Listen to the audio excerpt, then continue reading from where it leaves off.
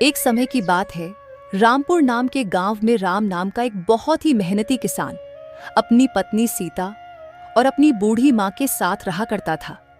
राम की एक छोटी सी बेटी थी जिसका नाम सिया था। राम के घर का गुजारा बहुत मुश्किल से हो पाता था। राम के पास एक छोटी सी जमीन थी जिस पर वह फलों और सब्जियों की खेती किया करता था और फल और सब्जियों के तैयार हो जाने के बाद उन्हें गांव के बाजार में बेच आया करता था। लेकिन उस गांव में सबसे बड़ी समस्या थी पानी की। राम को पानी के लिए गांव के जमींदार पर निर्भर रहना पड़ता था क्योंकि राम के पास अपना कोई कुआं नहीं था। वह अपने खेतों की सिंचाई जमींदार के कुएं के पानी से किया करता था। फल ले लो, हरे भरे ताजे ताजे फल और सब्जियां ले लो, केवल 20 रुपए किलो। केवल 20 रुपए किलो में हरे भरे ताजे ताजे फल ले लो, सब्जियां ले लो। अरे राम बेटा, कैसे हो? घर में सब ठीक तो है ना? और सिया बिटिया कैसी है बेटा? काका मैं ठीक हूँ, घर में भी सब ठीक है और भी बिल्कुल ठीक है। बोलिए काका, क्या चाहिए आपको? बिल्कुल ताजी ताजी सब्जियां हैं, अभी अभी खेत से तोड़कर लाया हूँ। बोलिए क्या बांध दूं आपके लिए? मेरे लिए 1 किलो टमाटर और 1 किलो खीरा बांध दो। ठीक है काका, अभी बांध देता हूँ। अच्छा राम बेटा, मैं चलता हूँ, ध्यान रखना अपना। ठीक है काका, आप भी अपना ध्यान रखना और काकी को मेरा नमस्ते कहना और भैया भाभी को नमस्ते करना।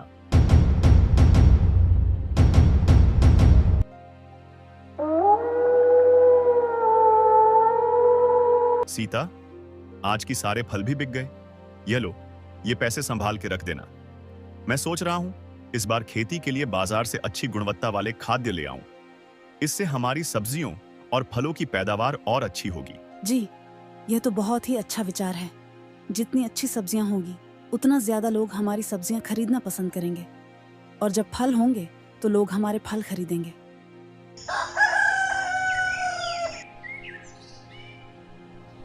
एक दिन राम अपने खेतों में काम कर रहा था। तभी वहां पर जमींदार नंदलाल आता है और राम से कहता है, राम भाई कैसे हो? खेतों का काम कैसा चल रहा है? मैं ठीक हूँ नंदलाल जी, और खेतों का काम भी ठीक चल रहा है। मैं ये कह रहा था कि मैं तुम्हें बहुत सालों से अपने कुएं से पानी दे रहा हूँ, पर इस साल मैं तुम्हें अपने कुएं से पानी नहीं दे पाऊंगा। पर क्यों नंदलाल जी, मुझसे कोई भूल हुई है क्या? आप नहीं राम भाई, वह बात नहीं है। दरअसल तुम्हें तो पता ही है ना कि इस साल कितनी गर्मी बढ़ी है। इस साल की गर्मी ने तो सारे साल का रिकॉर्ड ही तोड़ दिया है। मेरे कुएं का पानी दिन प्रतिदिन सूखते जा रहा है और अगर ऐसे में मैं तुम्हें भी पानी देता रहा तो आगे आने वाले दिनों में मेरे खुद के लिए भी पानी नहीं बचेगा। इसीलिए मैं अब तुम पानी नहीं दे पाऊंगा। तुम अपना देख लेना। मेरे साथ ऐसा क्यों कर रहे हैं नंदलाल जी? ऐसा मत करिए, मैं गरीब हूँ, मैं खुद का कुआं भी तो नहीं खुदवा सकता। भला मैं कहां से पानी लाऊंगा? इतने सालों से तो मैं आपसे ही पानी ले रहा हूँ और अगर आपने अब पानी देना बंद कर दिया तो बिना पानी के मेरे खेत के सारे फल और सब्जियां सूख जाएगी। ना देखो राम, मैं भी मजबूर हूँ। इस गर्मी ने सबकी हालत खराब कर दी है। हमारा गुजारा भी बड़ी मुश्किल से होता है और हम बिना पानी के बर्बाद हो जाएंगे। अगर हम सब्जी नहीं बेचेंगे तो हमारा गुजारा कैसा होगा? यही हमारे जीने का एक सहारा है। तुम अपना देख लेना, मैं कुछ नहीं कर सकता। यह सुनकर राम मन ही मन बहुत दुखी हो जाता है और घर जाकर सारी बात अपनी पत्नी को बताता है। यह क्या हो गया जी?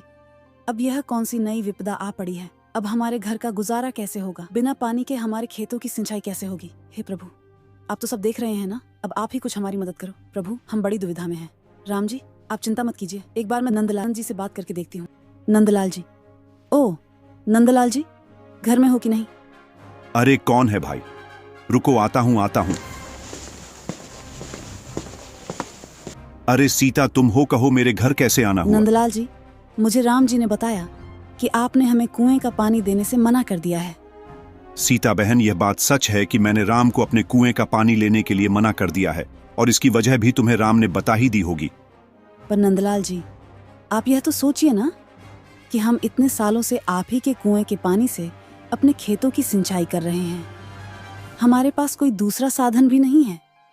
ऐसे में हम पानी कहाँ से लाएंगे और अपने खेतों की सिंचाई कैसे करेंगे?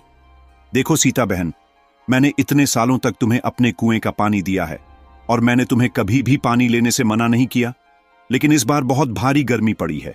मेरे कुएं का पानी सूख कर बिल्कुल कम हो गया है। अगर मैं तुम्हें अपने कुएं का पानी देता रहूंगा हूं तो इस कड़कती धूप वाली गर्मी में मुझे बहुत ही परेशानी का सामना करना होगा। और मुझे भी पानी के लिए तरसना पड़ जाएगा। बहुत ही परेशानी का सामना करना होगा। सीता जमींदार नंदलाल को कुएं का पानी देने के लिए बहुत मनाने की कोशिश करती है, मगर जमींदार नहीं मानता है और सीता दुखी होकर थक हार अपने घर की ओर निकल पड़ती है।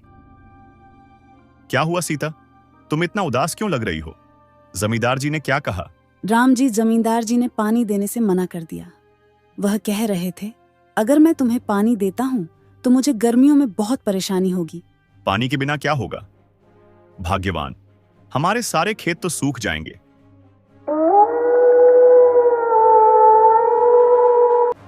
दोनों पति पत्नी इस बात से बहुत दुखी थे।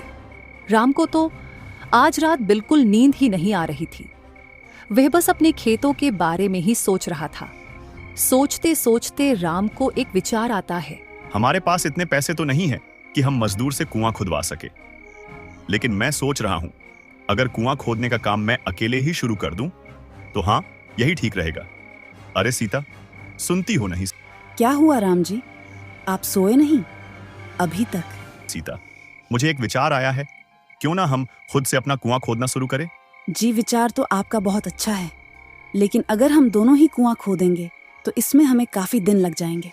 हाँ सीता, वह तो है, लेकिन और कोई रास्ता भी तो नहीं है, और हमारे पास इतने पैसे भी नहीं है कि हम मजदूर से कुआं खुदवा सकें। आप ठीक कहते हैं राम जी, हम कल से ही कुआं खोदने के काम में जुट जाएंगे।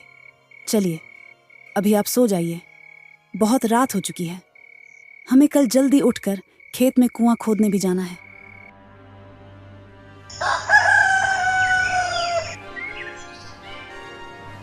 अगले दिन दोनों अपने खेतों के पास जाते हैं और वहां पर कुएं खोदने का काम शुरू कर देते हैं।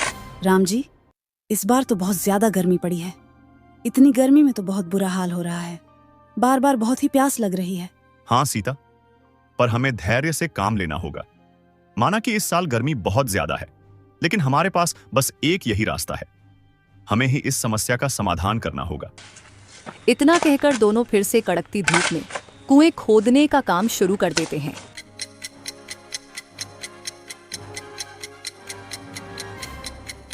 बारह दिन की कड़ी मेहनत के बाद आखिरकार कुआं तैयार हो जाता है, लेकिन इस बार इतनी कड़ी गर्मी पड़ी थी कि इतनी गहराई तक कुआं खोदने के बाद भी कुएं में नमी के अलावा एक बूंद पानी भी नहीं था। ये देख राम और सीता बहुत निराश हो जाते हैं और निराश मन से दोनों घर आ जाते हैं और अपने आंगन के पेड़ की छांव में बैठकर आराम करते हैं। हे भाग्यवान, इतनी गर्मी है कि मेहनत करने के बाद भी एक बूंद पानी भी नहीं मिला। हाय रे गर्मी, अब तो घर में भी पानी नहीं बचा है। बहुत मुश्किल से 2 घड़े संभाल कर रखे थे, वह भी खर्च हो गए। सीता, बहुत प्यास लगी है, अंदर जाकर देखो, क्या घड़े में थोड़ा सा पानी है तो उसको लेकर आओ। हाँ ठीक है, अभी देखती हूँ। सीता पानी का गिलास लेकर आ जाती है। बेटा, क्या थोड़ा सा पानी मिलेगा? बहुत प्यासा हूं, गला प्यास से सूखे जा रहा है। दूर दूर तक कहीं पानी नहीं दिखा बेटा। सीता और राम को साधु की ऐसी हालत देखकर उन्हें उन पर बहुत दया आ जाती है और वे उन्हें पानी दे देते हैं। मुझे माफ करना बाबा, हम गरीबों के पास इतना भी नहीं है कि पानी के साथ आपको कुछ मीठा दे दे। बस एक यही पानी है, आप इसे पीकर अपनी प्यास बुझा लीजिए। मेरे लिए बस यही पर्याप्त है। प्यासे गले को किसी मिठास की नहीं, बल्कि बस पानी की ही जरूरत होती है। धन्यवाद बेटा, मैं बहुत देर से प्यासा था। दूर दूर तक कहीं पानी नहीं दिखा। ऐसा लग रहा था बिना पानी पिए अभी बेहोश होकर गिर जाऊंगा। लेकिन भला हो तुम्हारा, जो मुझे तुम दिखे। अगर तुम नहीं मिले होते तो अभी तक मैं बेहोश हो गया होता। बाबा, आप तनिक यहां चारपाई पे छाव में बैठकर विश्राम कर लीजिए, आपको अच्छा लगेगा। नहीं बेटा, अभी मुझे बहुत जरूरी काम के लिए जाना है, मैं रुक नहीं सकता। लेकिन हां, मैं तुम्हें एक चीज देना चाहता हूं। यह मटकी, यह बहुत पुरानी मटकी है जो काफी सालों से मैंने संभाल कर रखी थी। मैंने सोचा अब बुढ़ापे में इसे क्या लेकर दर दर भटकता फिरूं। कोई भला इंसान दिखेगा तो उसे दे दूंगा। लगता है अब इस मटकी के लिए सही मालिक मिल गया है। यह लो, इस मटकी को तुम अपने पास रखना, और हां, इसे साधारण मटकी समझने की भूल मत करना। इस मटकी में तुम कोई भी ऐसी चीज डाल सकते हो जिसकी तुम्हें सबसे ज्यादा जरूरत है। अच्छा बेटा, तो मैं अब चलता हूं। इतना कहकर साधु वहां से चले जाते हैं। सीता बाबा ने कहा, इस मटकी में वही चीज डालना जिसकी तुम्हें जरूरत है। अभी तो हमें पानी की जरूरत है, लेकिन इस मटकी में डालने के लिए हमारे पास एक बूंद पानी भी नहीं बचा है। घर में बहुत थोड़ा सा ही पानी बचा था। रुकिए, मैं देखती हूँ। इस ग्लास में थोड़ा बूंद पानी का बच्चा है, क्यों ना यही डालकर देखा जाए। सीता ग्लास में पड़े पानी की कुछ बूंदें घड़े में डालती हैं और देखते ही देखते घड़ा पूरी तरह पानी से भर जाता है। ये देखकर सीता और राम आश्चर्यचकित हो जाते हैं। देखिए राम जी, ये तो एक जादुई घड़ा है। देखिए, इसमें कितना सारा पानी है। हाँ सीता, यह सब प्रभु की ही कृपा है। आपका बहुत बहुत धन्यवाद प्रभु।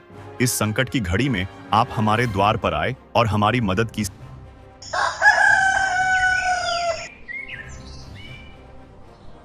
अगले दिन राम और सीता दोनों अपने खेतों पर काम के लिए निकल जाते हैं और अपने साथ में पानी की मटकी भी ले जाते हैं। सीता पानी की मटकी को कुएं के ऊपर रख देती है और दोनों अपने काम में लग जाते हैं। कड़कती धूप में काम करने के बाद राम को प्यास लग जाती है और वह सीता से कहता है, जरा मटकी में से थोड़ा पानी तो लाना, बहुत प्यास लगी है। ठीक है जी, अभी लाई। सीता मटकी में से पानी निकालती है। गिलास में से पानी की कुछ बूंदें कुएं में गिर जाती हैं और देखते ही देखते कुआं लबालब पानी से भर जाता है। ये देखकर सीता बहुत आश्चर्य में होती है और वह राम को बुलाती है। अजी सुनिए, देखिए इधर, यह क्या हुआ? आइए। अरे भाग्यवान, क्या हुआ है? ना देखिए, ये कैसा चमत्कार है। हाँ भाग्यवान, आता हूँ। राम जब कुएं के पास देखता है तो कुआं लबालब पानी से भरा था। ये देखकर राम भी बहुत आश्चर्य में था। अरे सीता, यह तो चमत्कार ही हो गया। हमारे कुएं में पानी आ गया। अब हम अपनी खेतों की सिंचाई बहुत आसानी से कर सकेंगे। लेकिन सीता, मुझे लगता है इस खुशखबरी को हमें पूरे गांव में बांटना चाहिए, क्योंकि इस साल भारी गर्मी पड़ी है। लोग भी गर्मी से बहुत परेशान हैं, और खासकर इस गर्मी में पानी से। मुझे लगता है हमें लोगों को बताना चाहिए और उनकी पानी की जरूरत को पूरा करना चाहिए। हाँ, और अब इस गर्मी में हमें पानी की समस्या भी नहीं होगी। हाँ जी, आप बिल्कुल सही सोच रहे हैं। इससे हमारी और गांव वालों की बहुत मदद हो जाएगी। राम अपनी कुएं की बात पूरे गांव वालों को बताता है। मेरे प्यारे मित्रों और भाइयों, मैं जानता हूं कि हमारे गांव में इस बार बहुत पानी की समस्या हो गई है। बहुत ज्यादा गर्मी पड़ने की वजह से कुएं का पानी सूख गया है। इस समस्या का समाधान मैंने ढूंढ निकाला है। मैंने एक कुआं खोदा है और उसमें बहुत सारा पानी है, और मैं चाहता हूं कि मेरे साथ साथ आप गांव वासी भी उसे पानी का इस्तेमाल करें। अरे राम भाई, आपका बहुत बहुत धन्यवाद। हम काफी दिनों से पानी से परेशान थे। राम भैया, मैं भी पानी के लिए कई दिनों से परेशान थी। आपने इस समस्या का हल निकाला है। भगवान आपका हमेशा भला करेगा। धीरे धीरे गर्मी बहुत बढ़ती जा रही थी। गांव के सारे कुएं सूखे जा रहे थे। अब गांव में केवल एक ही कुआं था जिसमें पानी था। वह था राम का कुआं। गांव के लोग राम के कुएं से पानी ले जाया करते थे। वहीं दूसरी तरफ अब जमींदार का कुआं बिल्कुल सूख चुका था। उसके कुएं में एक बूंद पानी नहीं बचा था, जिसकी वजह से जमींदार बहुत परेशान हो गया था। तभी जमींदार को कहीं से खबर लगती है कि राम का भी एक कुआं है और सारे गांव वाले वहीं से पानी भर रहे हैं। जमींदार यह बात सुनकर राम के पास जाता है और राम के कुएं में इतना पानी देखकर बहुत हैरान हो जाता है और वह राम से कहता है, राम भाई, क्या तुम मुझे अपने कुएं का पानी दे सकते हो? इस भयंकर गर्मी के कारण मेरा भी कुआं सूख गया है राम। हाँ जमींदार साहब, आप ये कैसी बातें कर रहे हैं? भला इसमें भी कोई पूछने की बात है? इतने सालों तक आपने हमारी मदद की है और इस मुश्किल की घड़ी में हमें एक साथ मिलकर रहना चाहिए। आप जितना चाहे उतना पानी यहाँ से ले सकते। अगर आपने हमें मना नहीं किया होता तो हम ये कुआं भी नहीं खोद पाते। राम की यह बात सुनकर जमींदार को अपनी गलती का एहसास होता है और वह राम से माफी मांगता है। मुझे माफ कर दो, मैंने तुम्हारे साथ बहुत बुरा व्यवहार किया।